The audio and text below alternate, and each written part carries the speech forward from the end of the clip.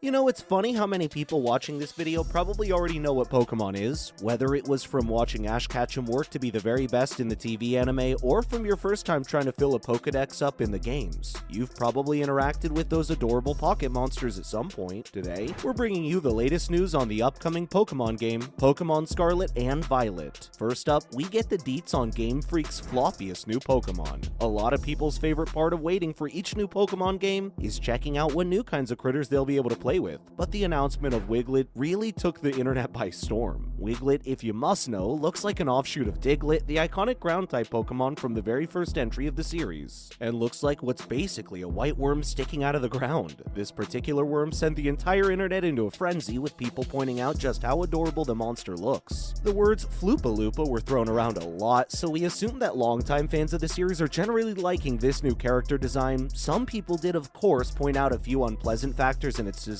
but all those complaints were pretty funny too, so we'll let them slide. Wiglett's announcement was made on Pokemon's information website Cerebi as a video snippet from a live stream run by the World Pokemon Ecological Society. Yes, apparently that's an honest to Arceus thing now, and we can't think of anything cooler than that. The adorable monster will be available to play once Pokémon Scarlet and Pokémon Violet are released for the Nintendo Switch on the 18th of November, 2022. Next, Scarlet and Violet bring huge changes to the gameplay formula. Everyone knows what they're getting into when they're buying a Pokemon game: collecting new monsters, battling gym leaders, capturing legendary Pokemon, and trying to avoid every patch of grass to try and minimize those pesky random battle encounters. Shockingly, Game Freak is bringing in a new change to Scarlet and Violet that shakes up the formula for the games in a big way. This comes in the form of auto battles, something that's pretty common in most modern JRPGs, but is showing up as a feature in a Pokemon game for the first time. This feature, called Let's Go, allows players to automatically collect items and battle with Pokemon in the wild. This is huge for most longtime series fans who've been begging for a way to reduce the grind associated with the turn-based battle system for years. The fan-pleasing announcements didn't stop here though, since we also have the new Titan Pokemon boss fights. These are revamps of the noble fights from Arceus and go hand in hand with the series' new three-way campaign, as players will need to defeat these giant creatures dotted all over the region in order to complete the second campaign. Fans on Twitter seem pretty happy with this new feature, especially since the first showcase was a giant enemy crab.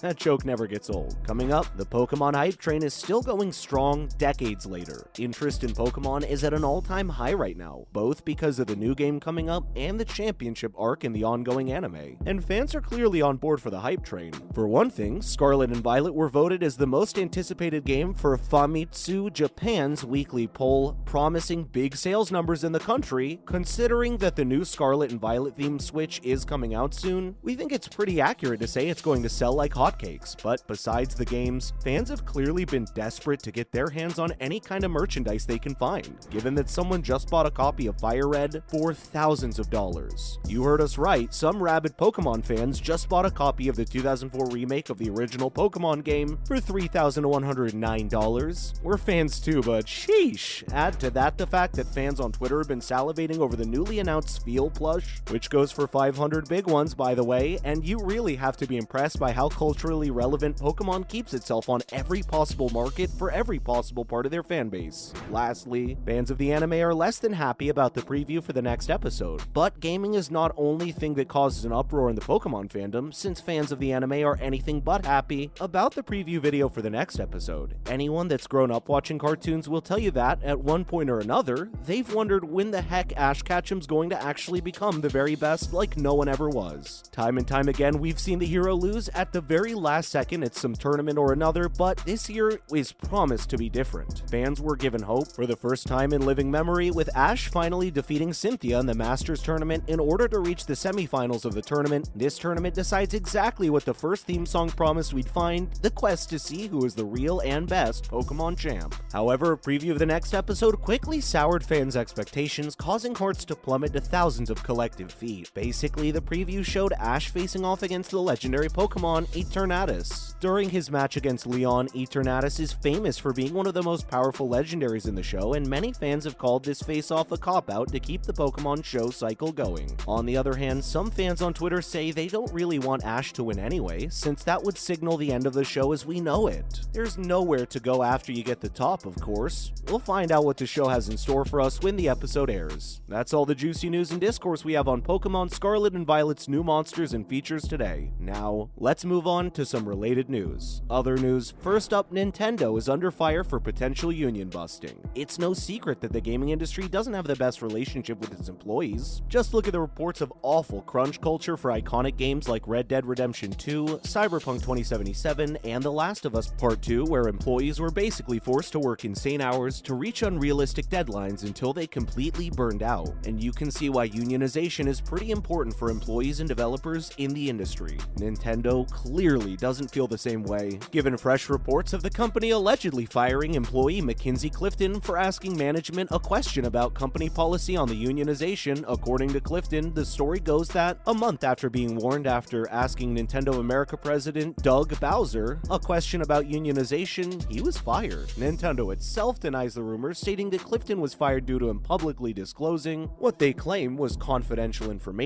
According to Clifton, this alleged leak was simply him making a development joke on Twitter without any mention of what the product he mentions is. Further allegations against Nintendo's structural behavior have also started coming out after Clifton's statement. Moving on, more Mamma Mia! Worthy Mario movie news. Honestly, the Mario movie has had a pretty unfortunate publicity run so far. If the Twitter meme storm when Chris Pratt was announced as everyone's favorite plumber's voice actor is anything to go by, fans don't have the biggest expectations from the movie. The long periods of radio silence didn't help either, but they're finally over as Nintendo just made a bunch of announcements regarding the movie. For one, we might finally have a title for the movie, with one of the websites for the studio making the movie listing the title as Super Mario Bros. Interestingly, this is the same joke as the original 1993 Mario movie, which was critically and commercially seen as a joke and a failure. Finally, the works of Miyamoto, Master Troll. Every Nintendo Direct has a whole lot of hype surrounding it, but the September 2022 Direct in particular generated a mountain of buzz. For one, the Zelda fans can finally take their clown masks off now, since we finally got a release date for The Legend of Zelda Tears of the Kingdom, slated for May 12th, 2023. Given the amount of hype surrounding the game, this was a huge announcement. On a day of huge announcements, seeing Shigeru Miyamoto take the stage sent viewers on the stream to a frenzy of speculation. After all, the gaming industry icon only ever takes the stage for the biggest possible bomb drops, so you best believe people were sitting there with bated breath. What did the legend himself have to say? Well, he decided it was a great time to confirm that the Mario movie and Super Mario World theme park were being worked on, which was pretty anticlimactic to say the least. By the time he started talking about the Pikmin mobile game, you could almost hear viewers banging their heads against the wall. Lucky. The final bit of the troll was the long-awaited release date of Pikmin 4, which fans have been chomping at the bit to get since Pikmin 3 a decade ago. Well, folks, what do you think of the new wave of Pokemon? What changes would you want to see in the new version of the game? If you enjoyed our content, make sure to like, subscribe, and hit that notification button. Thanks for watching. We'll see you later.